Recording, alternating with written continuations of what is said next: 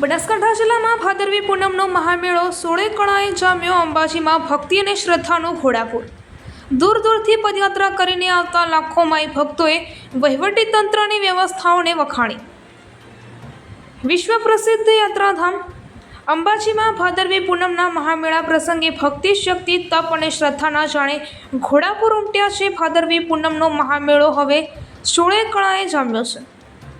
દૂર દૂરથી પદયાત્રા કરીને અંબાજી આવતા માઈ ભક્તોમાં અંબેના દર્શન કરીને ધન્યતા અનુભવી રહ્યા છે। અંબાજી જતા તમામ રસ્તાઓ પર ભરચક માનવ પ્રવાહ ભક્તિભાવથી અંબાજી તરફ ઉત્સાહભેર આગળ વધી રહ્યો છે। રાજસ્થાન રાજ્યના ઉદયપુર નજીક ખેરવાડા ગામના વતની શ્રી મહેન્દ્ર પરમારે પોતાના અનુભવ વ્યક્ત કરતા જણાવ્યું હતું કે ગુજરાતમાં અંબાજી ખાતે રાજ્ય સરકાર દ્વારા ખૂબ જ સારી વ્યવસ્થા કરી છે। અહીંયા માના દર્શન કરવાથી આનંદની અનુભૂતિ થઈ રહી છે।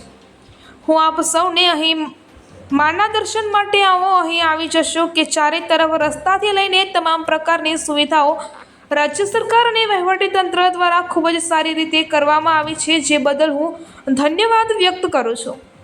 ઉમરગામના રહેવાસી યાત્રાળુ શ્રી દીપક પંચાલે જણાવ્યું હતું કે અંબાજીના મેળામાં આવ્યો, અહીં માના દર્શન કરવાથી ધન્યતાની લાગણીનો અનુભવ થયો છે।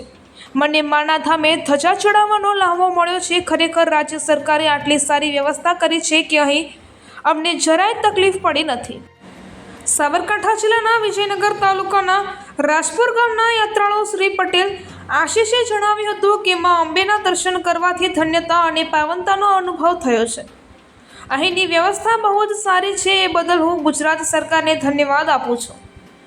આણંદ જિલ્લાના પેટલાદ તાલુકામાંથી મા અંબેના દર્શનાર્થે પધારેલા શ્રી ઉમાબેન રાવલે જણાવ્યું હતું કે હું માના દર્શને છેલ્લા 10 વર્ષથી આવું છું। અહીં જિલ્લા વહીવટીતંત્ર દ્વારા યાત્રાળુઓની સુવિધાઓમાં વધારો કર્યો છે, જેમાં લીધે સ્વચ્છતાથી લઈને તમામ સુખ સુવિધાઓનું પ્રમાણ વધ્યું છે। આ માટે રાજ્ય સરકારનો હું આભાર માનું છું। અહેવાલ રામજીભાઈ રાય, ગોર કાંકરેજ, બનાસકાંઠા।